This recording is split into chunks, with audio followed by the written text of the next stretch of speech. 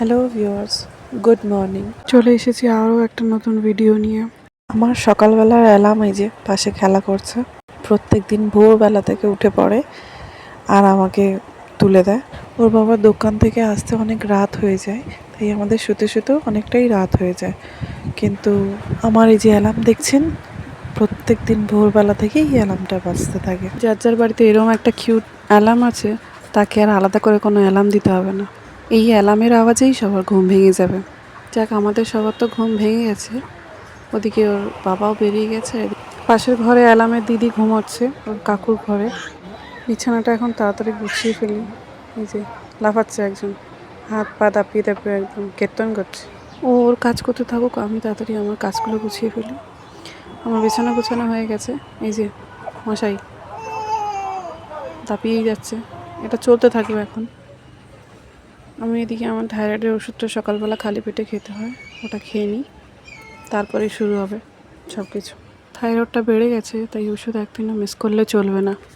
আমার first pregnancy থেকে এই থাইরয়েডটা শুরু হয়েছে, এখনও কন্টিনিউ ওষুধ খেয়েই যাচ্ছি। কমার তো কোনো নামই দেখতে পাচ্ছি না। এদিকে সমস্যা তো শরীরে কত রকমের দেখা দিচ্ছে এই থাইরয়েডের জন্য।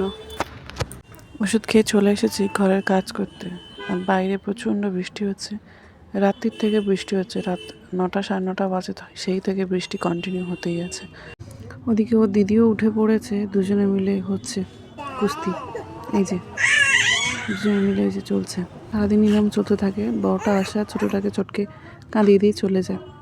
অবশেষে ছোটোটাকে ঘুম পাড়ালাম, এবার আমার কাজবাজ শুরু হবে আবার। এদিকে দেখি সৃজনী হাফ কৌটো বিস্কিট এই যে জলেগুলো খাচ্ছে। মায়ের আসতে দেরি হয়েছে খেতে দিতে, তাই। কি করছিস? তুই কই ছাতু খাবি যে?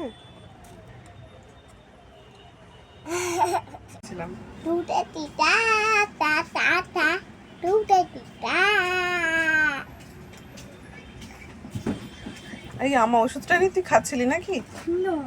তাহলে কি করছিলি?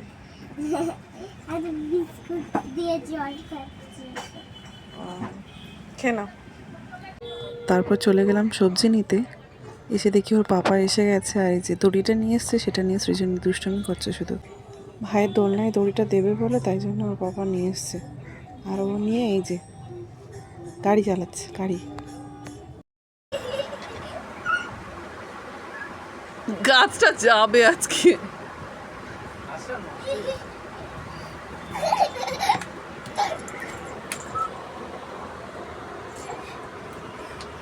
পাপার সাথে অনেক দুষ্টুমি হলো। এবার আমরা দুজনে একটু খেতে বসেছি। সকালবেলা রাতের ভাত ছিল, তাই দুজনে মিলে খেতে বসে গেলাম। ভালোই লাগে সকালবেলা পান্তা খেতে। আমার মেয়েটাও পান্তা খেতে ভীষণ পছন্দ করে। যখনই আমি পান্তা খাই তখনই চলে আসে, মা আমিও খাবো একটু। সৃজনী নিজের সংসার সাজিয়ে রান্নাবান্না করা শুরু করে দিল, অথচ আমার এখনও রান্নাবান্না শুরু হলো না। কত বেলা হয়ে গেছে। নিজের কাজ বাজ বন্ধ করে সৃজনীর রান্নাবান্না দেখছি। আমি রান্না করতে যাবো কি, আমি এদের দুজনের এখন খেলা দেখছি। এই যে একজন খেলা করছে আর এদিকে একজন রান্না করছে, এই দেখছি। অনেক বেলা হয়ে গেছে, আগে সৃজনকে স্নান টান করিয়ে নিই, তারপরে রান্নাবান্না করতে যাব। এই যে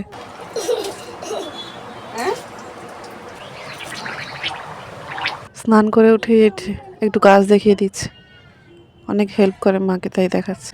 ওদের সাথে এসব করতে করতে আমার রান্না বসাতেই অনেক দেরি হয়ে গেল। যাক, ভাত এদিকে বসিয়ে দিয়েছি, এদিকে লাউ শাকের চচ্চড়ি হবে কাঁঠালের দানা দিয়ে।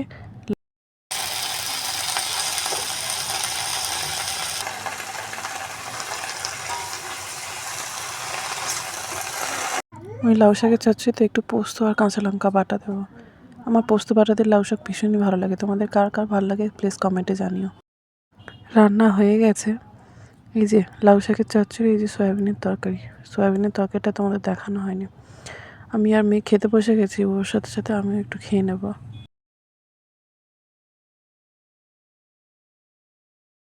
বাইরে তখনও বৃষ্টি হচ্ছে। এই বৃষ্টির দিনগুলো কার কাছে কতটা ভালো বলতে পারবো না, বাট আমাদের মতো লোকের কাছে বৃষ্টির দিনে কাজকর্ম করা খুবই কষ্টকর। দেখতে দেখতে ভাইও এসে গেছে, বৃষ্টিতে ভিজে ভিজে। সন্ধ্যা হয়ে গেছে, এখন সন্ধ্যাটা দিয়ে নেবো আমরা দুজনে। ও সন্ধ্যা দেয় আমার সাথে, কখনো কখনো ওই দেয়। ঘরে সন্ধ্যা দেওয়া হয়ে গেছে, এখন তুলসীর তলায় চলে যাবো সন্ধ্যাটা দিতে।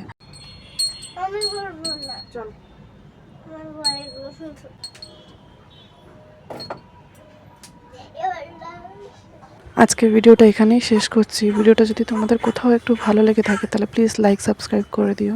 আর যদি কোথাও ভুল করে থাকি কমেন্ট করে জানিও।